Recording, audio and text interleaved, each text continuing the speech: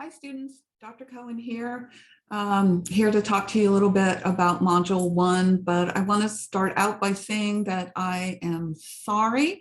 I realized that the schedule that had gotten uploaded onto Folio, that I uploaded the wrong schedule. The right one is up there now, so please be sure to follow it.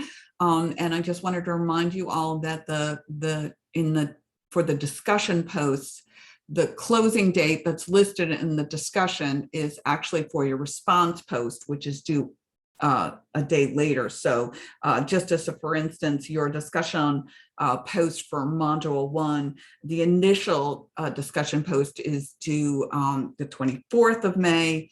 And then the response to other people is due the 25th of May.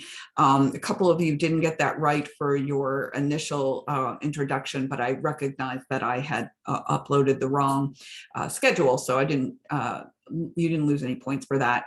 If you lost any points in the discussion for your introduction, please go into the discussion and look. I always leave comments for folks if they don't get a perfect score. So look that over, read my comment. It'll tell you why you got the grade that you did. And this is true moving forward. After you read my comment, if you still have any questions, just let me know.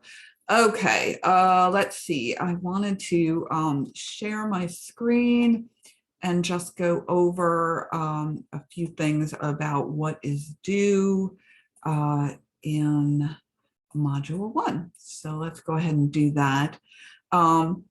So in Module 1, you have Revel assignments that are due. So these will be your first Revel assignments. So you're going to need to be registered for Revel. There's information on that in the course orientation. By the way, I noticed everybody got their course orientation quiz done at 100%. So now you have access to the modules. That's super. So the first thing that's due in this module is reading and doing the Revel assignments in chapters 1 and 2. And that is due on the 21st at 11 p.m. If you look, all the assignments are always due at 11 p.m. I set that up because sometimes when they're going to do updates and different things, they do it between 11 and 12. And I was told that's not a good time. So everything's due at 11. Let's see. So your first 2 chapters of Revel are due, and then you have a feature film assignment. So I wanted to go over that a little bit and just to show you what's in here. There is a list of films that you can choose from.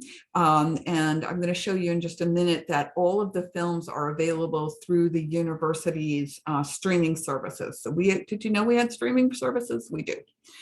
So the 2 are Swank and Canopy. And like I said, I will show you that in a minute. So that way you don't have to find the film. So if you have any trouble accessing the films, do contact the library directly rather than me, since they'll probably be better able to serve you. And they're open 24/7, I think. So they'll also be a lot more accessible than if you send an email. By the way, in general, if you want to communicate with me, email is the best strategy. I did see someone put something in the discussion and I found that, but the fastest way is through email communication. Okay, so the first thing I would do is have a look at the list of films. And then watch the trailers. So until you find something that you like. And then you're going to watch the film, and this is what the paper asks for. You're going to have an introduction that talks about how aging is portrayed in the film, and then which 3 topics you're going to cover in your paper. And you're going to select 3 topics from the textbook, from the Revel book that we're working with this semester. You can use information in the first couple of chapters, or you can look ahead and based on the film, look for topics. Now, for each of the topics, you're going to have a description of both how the topic is presented in the textbook. So I'm not talking chapters here. I'm talking about, subjects. So let me give you an example. Let's say you were using the film, let me pick one.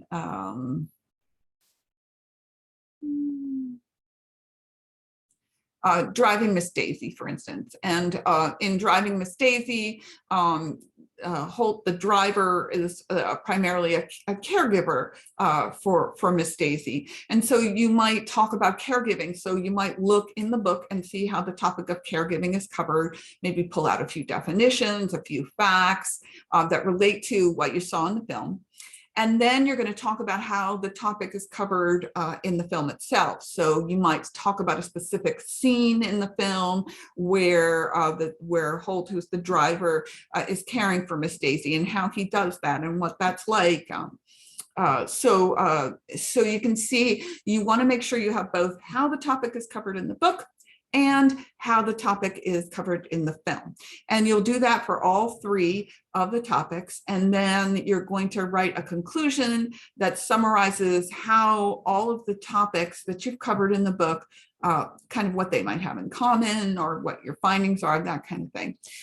So the best thing to do is to use the grading rubric before you start writing, and then when you're done, to kind of assess your writing. This is what I use to evaluate your learning. So here you see that for the introduction, it includes both how aging is portrayed in the film and the three topics that are going to be covered in your paper.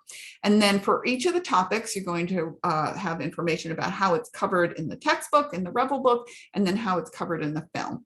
And make sure you're clear. You say things like, according to the textbook, this is how this topic is covered. And all three are the same. And then a conclusion that summarizes all three of the topics. I'm also going to look at what I call mechanics. Here, it's about organization. Is it clear where each of your topics begins and ends? Is there a clear introduction? Is there a clear conclusion? And then I also look at things like grammar and spelling and other areas. My strong suggestion is that you write your paper in a word processing software such as Microsoft Word. And then with Microsoft Word, they underline in red if you have a spelling error, and in blue if you have a grammatical error. So it's very, very helpful. It also is important that your paper is at least 2 pages in length. So that is that. And then I also wanted to show you, oops.